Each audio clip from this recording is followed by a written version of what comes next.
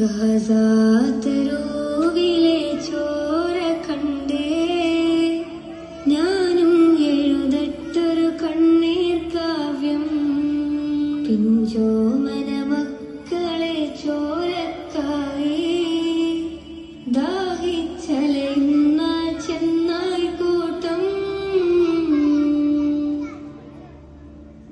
മരിച്ചത് ഞാനല്ല, നീയാണ് മുസ്ലിമേ. ഫാസിസ തടവറയിൽ അടിമയായി നിൽപ്പോ നീ എന്ന് തീരും ഈ കണ്ണുനീരിൻ മോചനം നേടുകില്ലേ? ഫലസ്തീൻ ചിരിയെന്നത് കാണാക്കിനാവല്ല, അറബിപ്പൻ വിളയുന്ന കാലം വരുന്നുണ്ട്. തഖ്വ കൊണ്ട് നേടിടുവേ ഫാസിസം കരയുമെന്ന്.